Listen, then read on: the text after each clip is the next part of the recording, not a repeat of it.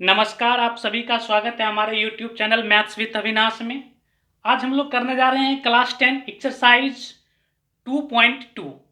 उनके पहले देखते हैं हम लोग relationship between zero and coefficient of a polynomial. मान के चलो कि जैसे कि कोई सा भी आपको पॉलिनोमियल्स दिया है, मान के लो कि px इक्वल टू कोई सा भी दिया गया है 6x² प्लस 6x प्लस 9। तो अगर आपसे पूछा जाए कि एक्स स्क्वायर का कॉफिशिएंट क्या होगा, कॉफिशिएंट ऑफ एक्स स्क्वायर क्या होगा, तो वो किसके बराबर हो जाएगा, एक्स स्क्वायर के आगे जो भी चीजें मल्टीप्लाई में है वो क्या हो जाएगा, एक्स स्क्वायर का कॉफिशिएंट हो जाएगा। उसके बाद अगर आपको पूछा जाए कॉफिशिएंट ऑफ एक्स बताओ, तो कॉफिशिएंट ऑफ एक्स क्या हो जाएगा, एक्स के आगे जो भी चीजें मल्टीप्लाई में है वो क्या हो जाएगा, एक्स का कॉफिशिएंट हो जाएगा। उसके बाद 9 क्या है, 9 इसमें क्या है, एक कांस्टेंट टर्म है, कांस्टेंट टर्म।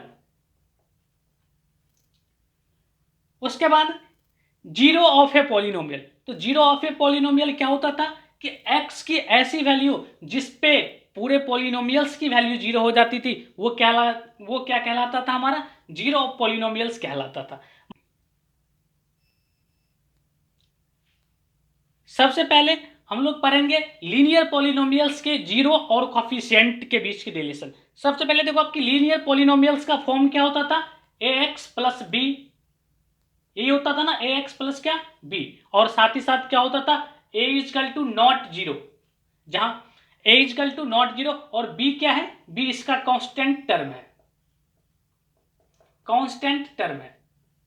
अब उसके बाद एक चीज और भी हमने बताई थी कि अगर मैं बोलूं कि लीनियर पॉलिनोमियल्स है तो इसका डिग्री कितना होगा, तो x का जो हाईएस्ट पावर होगा यही इसका डिग्री होगा। तो x का हाईएस्ट पावर कितना है, 1 है। तो अगर x का हाईएस्ट पावर 1 है तो डिग्री इसकी कितनी हो गई, डिग्री 1 के इक्वल हो गई। तो एक चीज और हमने आपको बताया था कि अगर डिग्री जितनी होगी तो नंबर ऑफ जीरोज भी कितने होंगे, उतने ही होंगे। इसका मतलब अगर डिग्री 1 है तो इसके जो जीरो निकलेंगे, इस पॉलिनोमियल्स के जीरो जो होंगे वो कितना होगा, नंबर ऑफ जीरोज कितना होगा, 1 होगा। जैसे कि मान के चलो कि हम पी ऑफ एक्स कोई सा भी पॉलिनोमियल हम मान के चलते हैं कि 5x प्लस 3 है। अगर इसके जीरो अगर आपको पूछा जाए कि आप जीरो निकालो तो आपको क्या करना पड़ेगा, जीरो निकालने के लिए पी एक्स को किसके इक्वल रखना पड़ेगा, जीरो के इक्वल रख देना होगा। तो पी एक्स किसके बराबर है, 5x प्लस 3 के बराबर है। इसका टू कितना हो गया, जीरो हो गया। यहां से अगर आप देखो तो 5x का टू कितना हो गया, -3। तो x की वैल्यू कितनी आ गई, -3/5। तो आप एक चीज देख पा रहे हैं कि x की कितनी वैल्यू आ रही है, x की एक वैल्यू आ रही है, x की कितनी वैल्यू आ रही है, एक वैल्यू आ रही है। क्यों, क्योंकि डिग्री 1 है तो x की कितनी वैल्यू होगी, एक ही वैल्यू होगी। उसके बाद ये जो है x इजकल टू -3/5, यही क्या है, इस पॉलिनोमियल्स का क्या है, जीरोज है। मतलब क्या कि आप अगर इसमें इसमें px के जगह पे क्या रख दोगे, -3/5, तो इस पॉलिनोमियल्स की वैल्यू कितनी हो जाएगी, जीरो हो जाएगी। तो यही तो होता था ना कि जीरो ऑफ पॉलिनोमियल्स क्या होता था कि x की ऐसी वैल्यू जिस पे पॉलिनोमियल्स की वैल्यू जीरो हो जाए वो हमारा क्या कहलाता, वो हमारा क्या कहलाता था, जीरोज ऑफ पॉलिनोमियल्स कहलाता था। उसके बाद अब आप देखो कि हम लोग रिलेशन कैसे देखेंगे इसमें। सबसे पहले आप एक चीज देखो, अगर मैं जनरल ले लूं,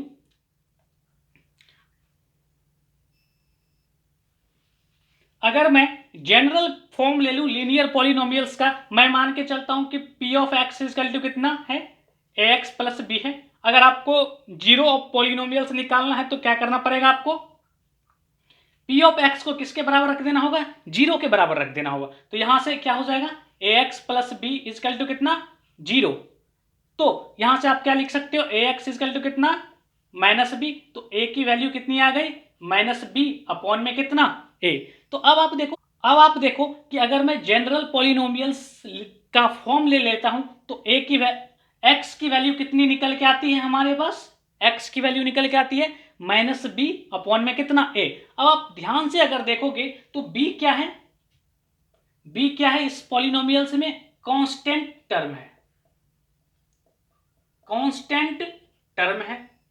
और साथ ही साथ माइनस आगे है तो आगे, और ए क्या है, तो ए आप देखो तो ए क्या है, कोफिशिएंट ऑफ एक्स है ए, तो यहां से ये क्या चीज है, ए किसके बराबर है, एक, यहां से ए किसको बता रहा है, कोफिशिएंट ऑफ एक्स को बता रहा है, तो ये क्या हो जाएगा, कोफिशिएंट ऑफ एक्स। तो यही क्या है, रिलेशंस है किसके किसके बीच में, लीनियर पॉलिनोमियल में जीरोज और कोफिशिएंट के बीच में।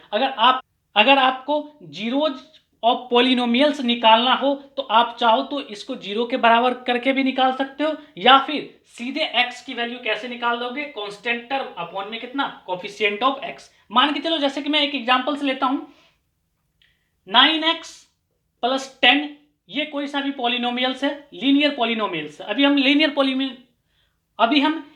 पॉलिनोमियल्स की बात कर रहे हैं। तो मान के चलो कि 9x प्लस 10 कोई सा भी पॉलिनोमियल्स है। अगर आपको पूछा जाए कि इसका जीरोज क्या होगा, मतलब क्या कि x की वैल्यू क्या होगी, जहां पे पॉलिनोमियल्स क्या हो जाएगा, पूरे पॉलिनोमियल्स की वैल्यू जीरो हो जाएगी। तो अब आपको क्या निकालना है कि x की वैल्यू सीधे आप चाहो तो लिख दो क्या कि माइनस कांस्टेंट टर्म। तो देखो कांस्टेंट टर्म क्या है, कांस्टेंट टर्म क्या है, 10 है, इसी को तो हम b बोल रहे हैं ना इसमें, ax प्लस b।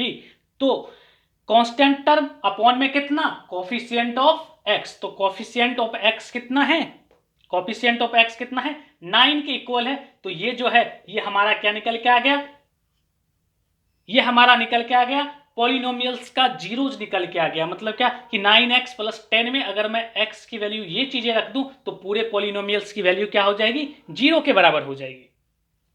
उसके बाद हम लोग आते हैं क्वाड्रेटिक पॉलिनोमियल्स में। तो क्वाड्रेटिक पॉलिनोमियल्स का क्या फॉर्म होता था, ax square plus bx plus c। सबसे पहले आप मुझे बताओ कि इसकी डिग्री कितनी है, x का हाईएस्ट पावर है वही क्या कहलाता है, डिग्री। तो x का हाईएस्ट पावर 2 है, तो इस पॉलिनोमियल्स की डिग्री कितनी है, 2 के बराबर है। तो अगर डिग्री 2 है तो नंबर ऑफ जीरोज भी कितने होंगे, 2 के बराबर होंगे।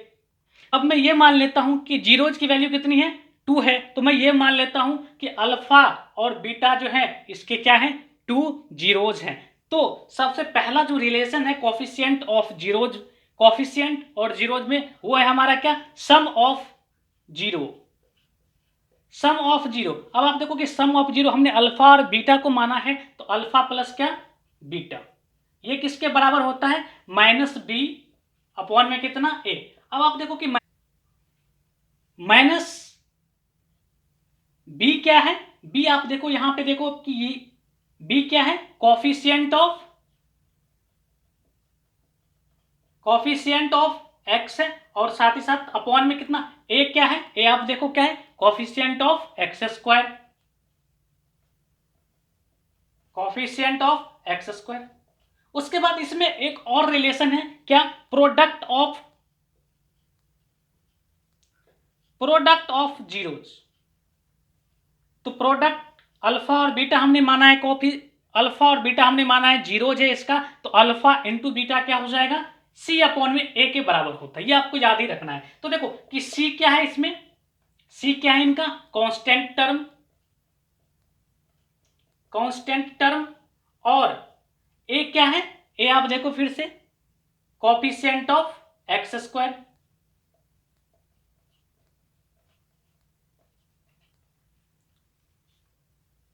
यहां से आपको एक पॉइंट याद रखना है, सम ऑफ जीरो और प्रोडक्ट ऑफ जीरो अगर आपको दिया रहे तो क्वाड्रेटिक इक्वेशंस क्या हो जाएंगे, एक्स स्क्वायर माइनस में क्या, सम ऑफ जीरो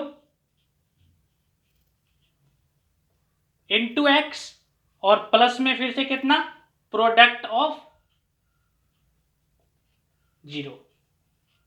यहां से चाहो तो आप इनको ऐसे लिख सकते हो, X square sum of zero क्या होगा, अल्फा और beta, alpha plus beta into क्या, एक्स, प्लस में फिर से कितना, अल्फा इंटू बीटा। तो यहां से ये चीजें आपको याद ही रखना है। अगर आपको सम ऑफ जीरो और प्रोडक्ट ऑफ जीरो दिया रहे तो क्वाड्रेटिक इक्वेशंस का जो फॉर्म होगा वो इसके बराबर होगा। उसके बाद हम लोग आते हैं क्यूबिक पॉलिनोमियल्स पे। तो क्यूबिक पॉलिनोमियल्स का जनरल फॉर्म क्या होता था, ax cube plus b x square plus c x plus कितना, d। तो अब आप देखो कि अगर मैं यहां से आपको पूछूं कि इसकी डिग्री कितनी है, तो डिग्री कितनी है, 3 है, x की हाईएस्ट पावर। अब आप देखो कि अगर डिग्री 3 है तो नंबर ऑफ जीरो भी कितने होंगे, 3 के बराबर होंगे। तो मैं ये मान लेता हूं कि अल्फा बीटा और गामा जो है इस क्यूबिक पॉलिनोमियल्स का क्या है, जीरोज है। तो सबसे पहला रिलेशन जो है वो है sum of zeros. Sum of zero जिसको आप बोल सकते हो क्या, हमने अल्फा बीटा और गामा को बोला है, इसके जीरोज हैं, तो alpha plus beta plus gamma जो होता है वो माइनस बी अपॉन में किसके बराबर हो जाता है, ए के बराबर हो जाता है। जहां से आप देख सकते हो कि माइनस तो फॉर्मूला कहीं है और बी क्या है, कॉफिशिएंट ऑफ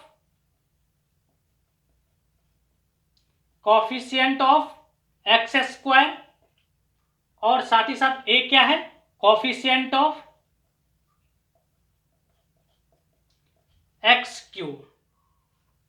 उसके बाद दूसरा रिलेशन है, अगर मैं इनको दो दो करके लेते चलूं, यानी कि alpha into beta, beta into gamma और गामा इंटू अल्फा, और इन सबको ऐड करते जाऊं, तो इसके बीच जो रिलेशन होता है ये होता है हमारा सी अपॉन में ए के बराबर होता है। मतलब क्या कि अगर मैं शून्यक को दो दो करके मल्टीप्लाई करते जाऊं और ऐड करते जाऊं, तो इसका जो रिलेशन होता है वो क्या होता है, सी अपॉन में ए होता है। जहां पे सी क्या है, देख रहे हो आपके सी क्या है, कॉफिशिएंट ऑफ एक्स, और साथ ही साथ ए क्या है, आप देख रहे हो कि एक्स क्यूब का क्या है, कॉफिशिएंट है, तो ये क्या हो जाएगा, कॉफिशिएंट ऑफ एक्स क्यूब। उसके बाद एक और रिलेशन है, product of zeros. Product of zeros होता है माइनस डी अपॉन में कितना, ए। तो देखो कि डी क्या है इनका, कांस्टेंट टर्म, माइनस तो फॉर्मूला का है, डी क्या है इनका, कांस्टेंट टर्म, तो क्या हो जाएगा, कांस्टेंट टर्म अपॉन में कितना, ए क्या है, तो देखो ए क्या है, कॉफिशिएंट ऑफ एक्स क्यूब। यहां से आपको इतनी चीजें याद रखनी है, जो जो चीजें अभी हमने, जितने भी फॉर्मूला हमने बताया है सबको आपको याद रखना है।